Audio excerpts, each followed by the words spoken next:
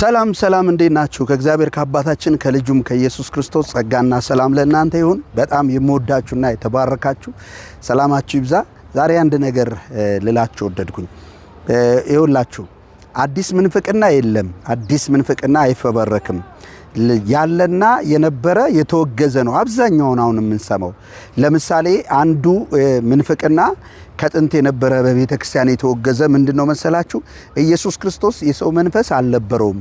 ኢየሱስ ክርስቶስ የነበረው መለኮትነቱ እንጂ የሰው መንፈስና ነፍስ የለውም የሚለው አፖሎኒያኖስ የሚባል ሰው የሶሪያ ቤተ ክርስቲያን እንትን ነው፣ ጳጳስ ነው።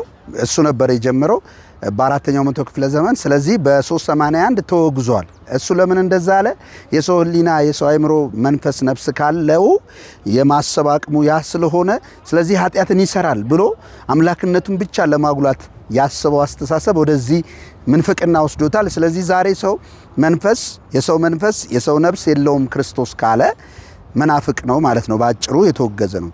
ሁለተኛው የክርስቶስ ኢየሱስ ሥጋ ነው።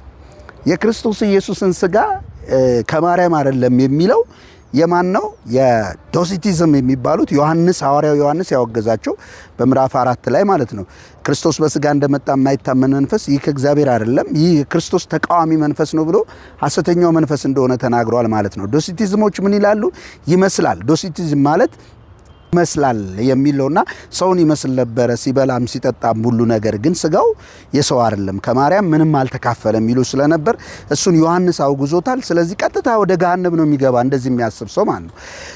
ሁለተኛው አውጣኬ ነው። አውጣኬም የክርስቶስ ሥጋ ከማርያም አይደለም ይላል፣ ሰማያዊ ሥጋ ነው ይልና እሱ ደግሞ ምን ይላል መሰላችሁ? ሰውነቱ ደግሞ በመለኮትነቱ ተውጧል። ኦሬዲ ባህር ላይ የሆነ ነገር ጠብ ስታደርግ እንደሚዋጠው እንዲህ ተውጧል የሚለው እሱም ተወግዟል። በኬልቄዶን ጉባኤ የተወገዘ ነው። ሌላኛው የክርስቶስ ኢየሱስን ደግሞ የቴዎቶኮስ የሚለው ማለት ማርያም ቴዎቶኮስ አትባልም፣ የአምላክ እናት አይደለችም፣ አምላክን አልወለደችም፣ የወለደችው ሰውን ነው የሚለው ደግሞ የማን ነው? የንስጥሮስ ነው ማለት ነው። ይሄም በ431 ላይ በኤፌሶን ተወግዟል። የተወገዘ ነው ማለት ነው።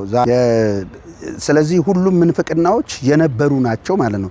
ሞቶ የነበረ በአባቶች ተወግዞ አሁን ላይ የተነሳ ነው። ልክ ኤልዛቤል ጥንት ነበረች፣ በአዲስ ኪዳን ላይ እንደመጣ መንፈሷ ማለት ነው። ሌላኛው ምንድነው? ክርስቶስ በአምላክነቱ በምድር ላይ ምንም አልሰራም አልተጠቀመም የሚል ይሄም ደግሞ የኪኖሲስ የሚባለው በ19ኛው መቶ ክፍለ ዘመን በጀርመን የተነሳ ምንፍቅና ነው ማለት ነው።